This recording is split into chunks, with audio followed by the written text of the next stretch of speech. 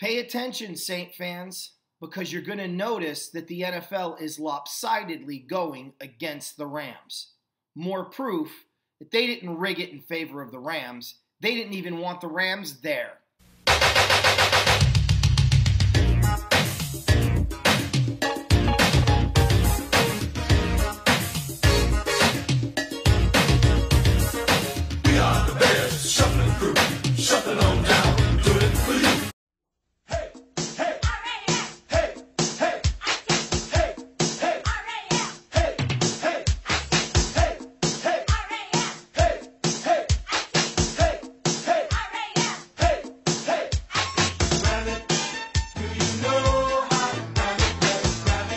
So bad, we know we're good. Blowing your mind like we knew we would. You know we're just strutting for fun, strutting our stuff for everyone.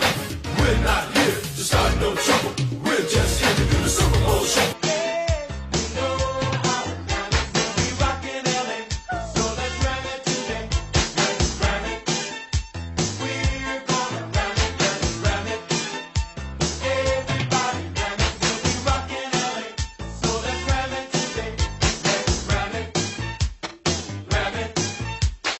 This is about the Ram-Patriot rivalry. This is your history lesson for the Super Bowl now. We did one for the divisional round between the Rams and the Cowboys.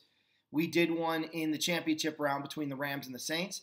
And we're going to do one here between the Rams and the Patriots. Now, for me, it's a little special.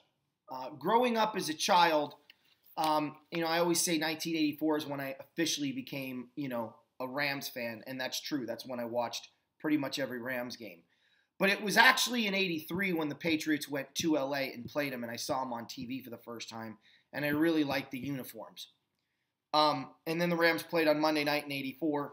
My father watched that game week 1, and we were lucky enough to get a couple of games through the course of the season because of Dickerson's record, and that was it. It solidified it for me. So while the birth of me and my interest in the Rams was 83, I wasn't truly a fan of the team until 84. But it was because I was living in Maine that I got the opportunity to first be exposed to the LA Rams. In 1983, the Patriots went down to Anaheim, and we got all the road games on TV and only got home games if they sold out back then. It wasn't like it is today. And I was able to see the Patriots play the Rams. And the Patriots won that game 21-7, but it was my first exposure to the Rams. So as you look at this, okay, through my lifetime, these teams have had some pretty significant moments, right? You've got the situation there where the Rams were exposed to me through the Patriots. Then in 1986 or 1985, if the Rams beat Chicago, it's the Rams and Patriots in Super Bowl 20, right? They were on the cusp of playing each other. Of course, no one was beating that Bear team in 85. In 86, Jim Everett's first official NFL snap came in Week 11 at home against the New England Patriots. And he performed an incredible performance. The Rams lost on a Hail Mary, which I hate to call it that. It was a 30-yard touchdown pass. And ended up losing the game 30-28. But everyone knew Jim Everett had arrived, and he's going to be a pretty darn good quarterback. The next encounter with the Patriots happens 3 years later in 1989. The Rams have to beat New England to get to the Super Bowl, to the playoffs. If they don't beat New England, they're out. They have to win, and they have to win in New England. My favorite Ram at the time, Jerry Gray, got a pick 6 in that game, gave him an early lead, and they never relinquished it. They end up winning 24-20 with Grogan inside the 5-yard line as time, in the last 10 seconds trying to get a touchdown, and ended up not being able to get it done as time expired, and the Rams prevailed and went on to win the wild card game, the divisional playoff game, and got to the NFC Championship game against the 49ers in what was, in my opinion, one of the best seasons the Rams have ever had, considering what they were up against in the 49ers. The Rams would get a victory later on against the Patriots in the early 90s, like a 14-0 win. It was their last shutout that they would have for quite some time, but not necessarily a game of significance. In fact, these two teams don't have a game of significance again until Super Bowl 36, when these two teams went at it. And now we have another game of significance between these two teams because for years the Rams were irrelevant. And it's not like it was two juggernauts going at it to determine who was the best in the league during the regular season.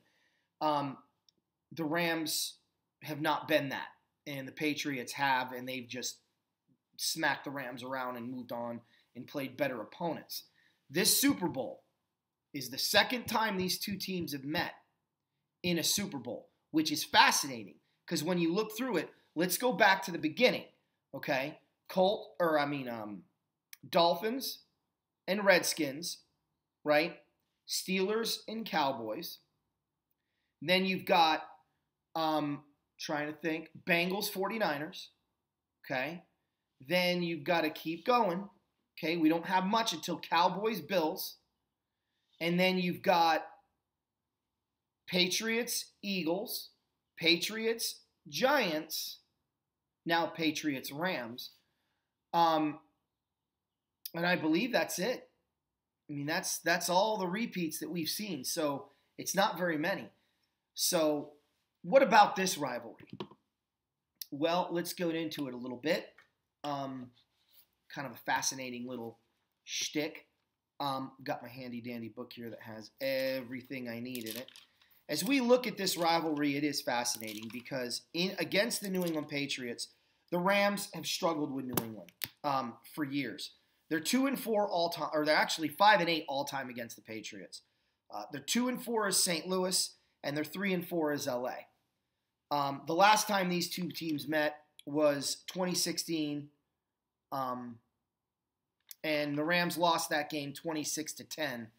Jared Goff actually played pretty well at the end, but if you guys don't remember, that was the game that the Ram wide receivers at the time, they were quick, and I can't even remember the other guy's name, but they dropped like 12 passes. Oh, Kenny Britt. They dropped like 12 passes through the course of the season, or through the course of the game. And Jared Goff's numbers were horrendous, but the receivers couldn't catch a ball to save their life. Now, obviously, their playoff record, they're 0-0. So what's at stake here is, as the LA Rams, they have a chance to even the all-time series at 4-4. They have a chance to even the all-time playoff series at 1-1. They have an opportunity to move a little closer and make it 6-8 all-time against New England with a victory. Now, there's some of these games that I'm looking at. I told you 92 was the one we won 14-0, and that was the last shutout that we would have for quite some time. 83 was the game we lost 21-7. Some of you may remember 1980, which was the second time these two teams ever met, and the Rams beat them 17-14 in New England. Previously, their only other meeting, so I'm going to go through this. In 74, their only other meeting, their first ever meeting, was in 1974. The Rams were a really good football team that year, and they lost to New England in New England 20-14. So the longest losing streak that either team has had in this series is now 5 games, and that stretches from the Super Bowl to 2016. The Rams have not beaten the New England Patriots since 2001. So that same year they lost to them in the Super Bowl. And at that time, that was the 4th straight win the Rams had against New England. So they had beaten them 89, 92, 98, and 01 before they lost in the Super Bowl in 01. Now, here we are in 2018, and it's the Super Bowl again. So it's fitting that the Rams' win streak ended in a Super Bowl, and potentially the Rams could end the Patriots' win streak in the Super Bowl. These two teams, for me, are forever linked. And when you look at these two teams, it really is a tale of, two separate lifetimes, it feels like. For me in the 80s, when I was a kid, so from the age of basically birth to 15, the Rams were the most relevant team of the two. They had been to the most Super Bowls. They had, they had the better records. They had the most playoff appearances. They were the dominant team between the two, and you could kind of bank if they were to play each other, the Rams would probably find a way to win. But now you look, okay, and it's a different scenario. The last 15 years of my life, well, let's say first 20 years of my life, because that includes the Super Bowl in 99. But the last 20 years of my life, and I'll be 40 in March, it's been the complete opposite. In fact, in the NFL, there really has been no one to compare to New England. No one's been able to usurp this franchise. They've made it to 9 Super Bowls. They've won 5 of them. Okay, this is their 9th Super Bowl that they've made. And so far under Tom Brady, they're 5 and 4? 5 and 3. This is their 9th. They're 5 and 3. But if you look at their record in Super Bowls combined, counting 96 and 85, and the Patriots are sitting here at 5 and 5. So if they lose this Super Bowl, the Patriots will actually have a losing record in Super Bowls, which brings me to another point, because essentially the Patriots right now are 500 all time. They're sitting right there. They're sitting right there at 5 and 5 in Super Bowls. The Rams are 1 and 2, and if they win this game, they're 2 and 2, and the Patriots would be 5 and 6. And I would argue, Ram fans, you'd rather be 5 and 6 in Super Bowls than 2 and 2, right? Getting there is so difficult to do, and what New England has done has been pretty amazing. But this rivalry's been chock full of a lot of really close contests. Like I said, 30-28, it came down to a 30-yard pass at the end of the game as the clock was expiring. They threw it up into the end zone, and Irving Fryer came down with it. The 17-14 game in 1980 that the Rams won, with a missed field goal at the end of the first half for New England that came back to hurt the Patriots, and the Rams really needed that win to make the playoffs. 74, they lost 20-14. That game was back and forth the whole time. And then 83 was kind of a blowout. It was 21-7. The Patriots had a 14-0 lead. The Rams cut it in half. New England salted it away. But, 84, the Rams nip and tuck the whole time. 92, the Rams kind of blew them out. 2001, it was nip and tuck. The Super Bowl was nip and tuck. But during this dynasty for the Patriots, it's really been the Patriots have really never been threatened. 2008, they beat the Rams 23-16 in a really close game. The Rams had a really good opportunity to win that game. The 45-7 2012 game was the game in London. And then, obviously they were losing 26-3 to New England under Jeff Fisher, their first year back in LA. This is a rivalry, and not a rivalry, but a interesting matchup. I would argue now that they're in a second Super Bowl against each other, you can put them in that rivalry class, especially if the Super Bowl is close. If it's a blowout for the Patriots, I don't know. I mean, the Ram fans are obviously going to hate it, and they're going to view the Patriots as these jackwagons. But I don't think if the Rams blow New England out, I think the Patriot fans are going to probably be a little salty about that, especially if Brady and Belichick don't get back to another Super Bowl, and we effectively ended the dynasty that we very well began. And that's the other thing that's interesting about this matchup is this rivalry for New England started because of the Rams. They stole our dynasty. They literally stole it. They cheated. They did everything they could to take that dynasty away from us because Bill Belichick knew if he lined up man for man, guy for guy, he wasn't going to win that game. Okay? And let's look at the Super Bowl MVP in 2001. Tom Brady didn't complete a single pass over 30 yards in that game. In the final drive, his longest pass was 12 yards downfield. Now, guys took the ball and ran with it, but to sit there and claim that he was, surgically ripping the Rams apart was a joke. The Rams are playing a shell defense. They didn't expect the Patriots to be driving. They expected them to play for overtime. They caught them with their pants down, and then it was too late. I still contest the Rams should have called the timeout and refocused their efforts on making sure New England didn't get that first down. But alas, Mike Martz is an idiot and doesn't do anything right, as we saw after the Super Bowl and during the Super Bowl. But the Rams could have been a dynasty. If they had won that Super Bowl, there's no doubt in my mind they go back in 02 and repeat. Because, again, as I said, you're not going to draw a lot of fans into St. Louis. But if you have 2 Super Bowl championships and you've got that football team, people are going to come because they want to be a part of a winner. Okay, I would argue living in Boston, and sorry, I was born in Maine, I know Boston very well. Living in Boston isn't exactly living the life of luxury, okay? You've got some really difficult tax situations out there. The political environment sucks, okay? It's old, all right? And there's not a lot to do, and it's friggin' cold, okay? But why do people go to New England? Because they can win a Super Bowl, right? If you had your choice, LA or New England, and they were equal, where would you want to go?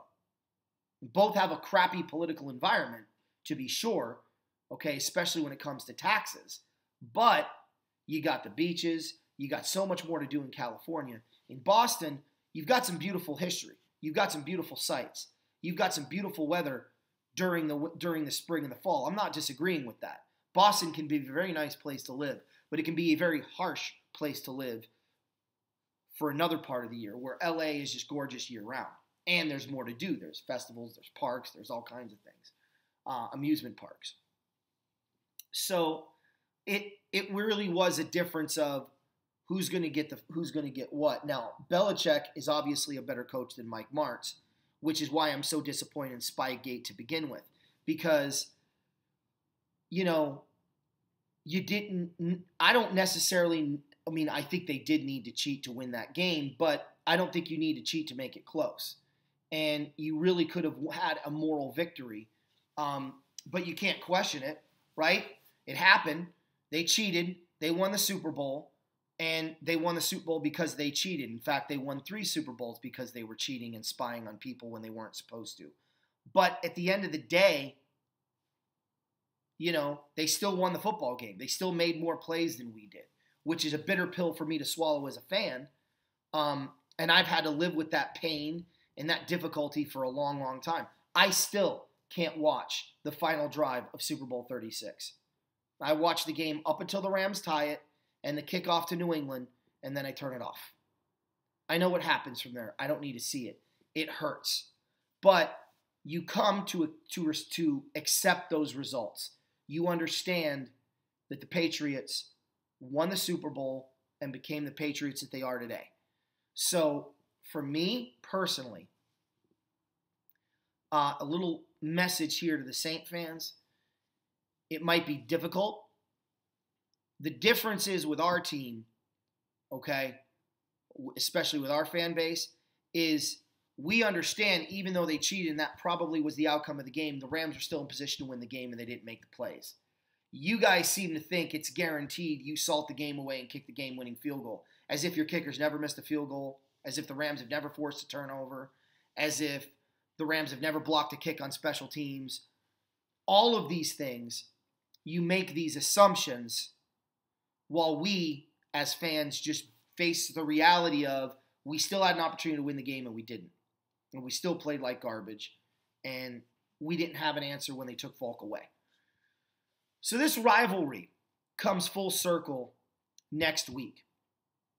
Next week, you have the Patriots, who took our dynasty away from us, against a team that is going to try and be the next dynasty after New England. Now, for me, even if I were not a Ram fan, if I were a Redskins fan and this was the Rams that were in this situation, I would think there's something circular, symbolical, if you will, of it being the Rams and Patriots, of the Rams getting their dynasty after all they were forced to endure and go through after losing Super Bowl 36, to be back in LA with this team and have an opportunity to reclaim its dynasty that it was fighting so hard to get in the 90s and the early aughts.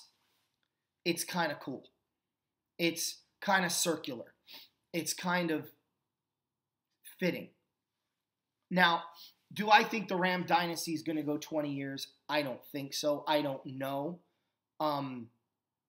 It would be nice, but I think that the NFL, Sean McVay, the NFL has a lot of good coaches. It has even more bad coaches. There's no okay coaches. They're either bad or they're good.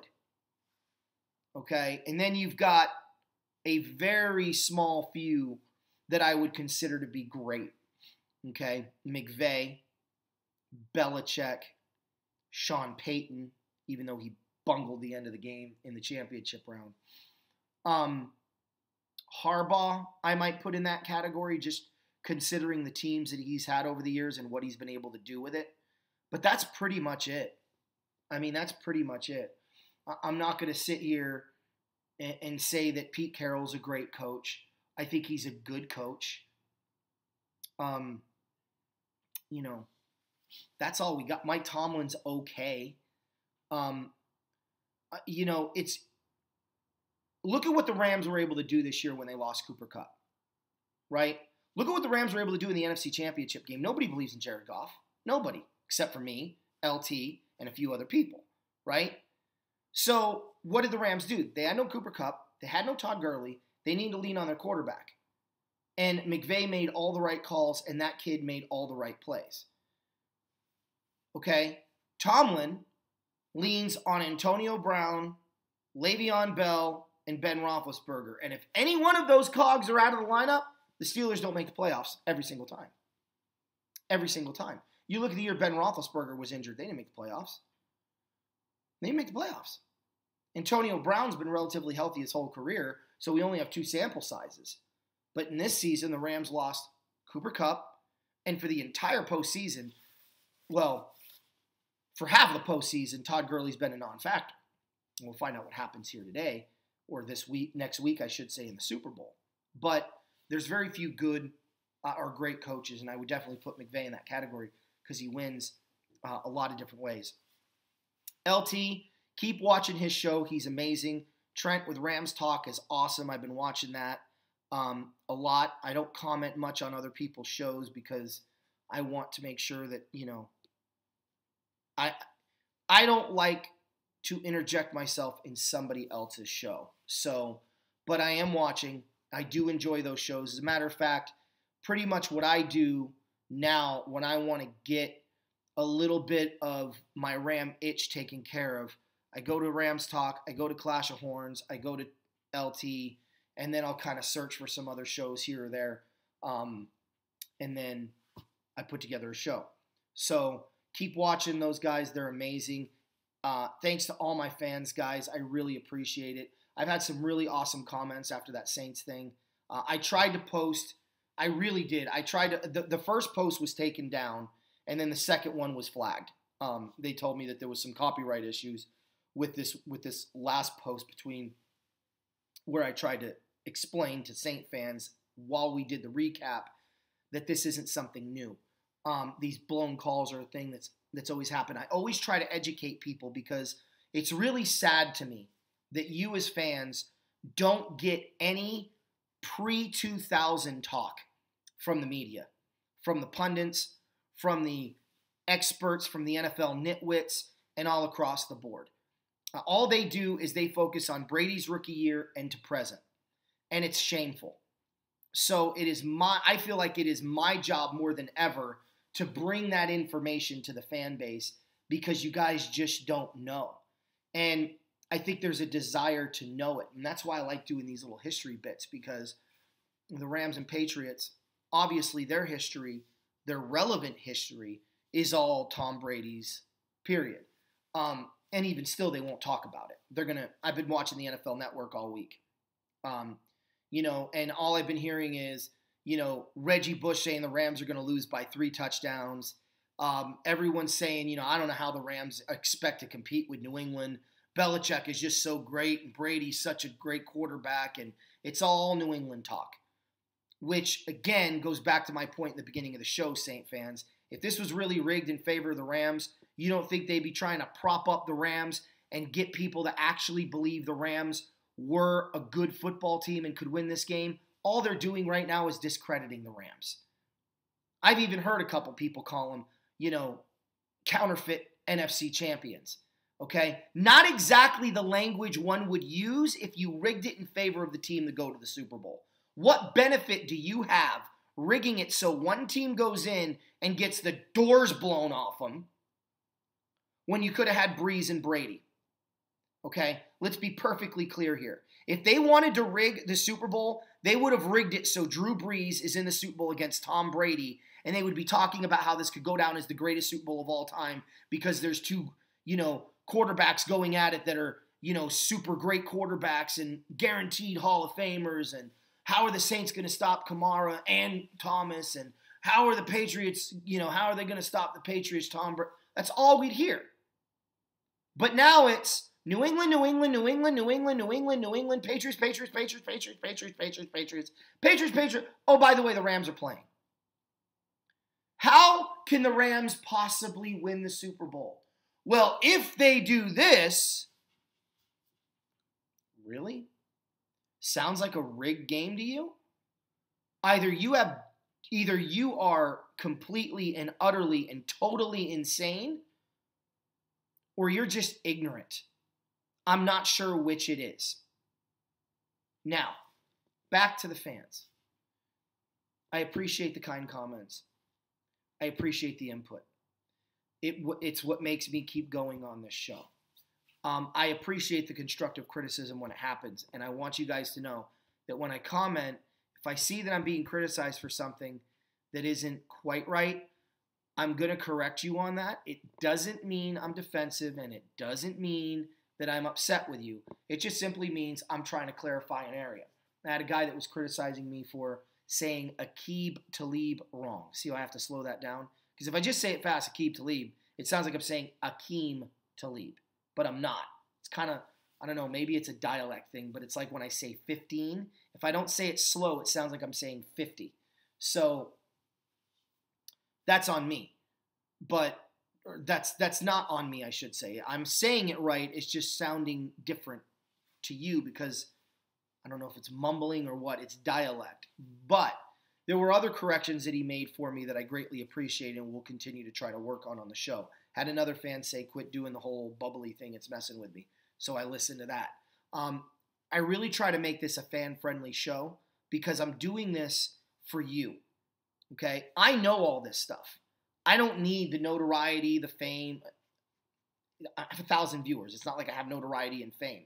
But if I can bring a little bit of knowledge where they're lacking, and I told you guys originally why I did the show, and for those of you that are new that don't know, the reason I did what was then LA Rams Central, what is now Total Football Talk, is I got sick and tired of only hearing about the same 6 teams from the NFL. There are 32 teams in this league, and all 32 teams through the course of a season deserve some credit and some coverage. And we provide that coverage where the NFL can't. And it's not hard to do, and we do it with 2 shows a week. I can't imagine having a 3-hour show 5 days a week. I mean, oh my goodness. We could literally cover every team in the NFL twice through the course of the season. We do a whole show on them, right? So there's no excuse for it. There's no excuse for it. So I wanted to do a show that was going to provide input.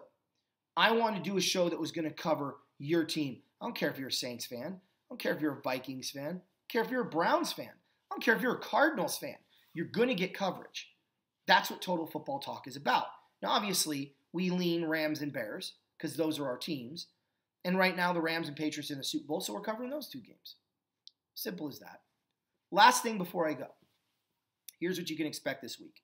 Me and Eric are going to do a show, top 10 Super Bowls of all time. Then we're going to do top 10 most intriguing Super Bowls of all time. Then we're going to do a breakdown of the game. And then next Friday, we'll wrap this whole thing up, Super Bowl week up, by doing a show on the game. We're going to pick. We're going to break down the game and pick a winner. So basically what we're going to do with that other show that I told you about where I said we're going to break down the game, we're going to break down each team's road to the Super Bowl. How they got here, what their most impressive wins were, and what you as a fan of the Rams or Patriots can really lean on and take comfort in knowing they're going to do these things well in the Super Bowl. It's just a matter of, is it going to be enough? And that comes down with the final breakdown show on Friday. So, hope you guys enjoy it. Hope you enjoyed this little bit of history between the Rams and Patriots. And go Rams!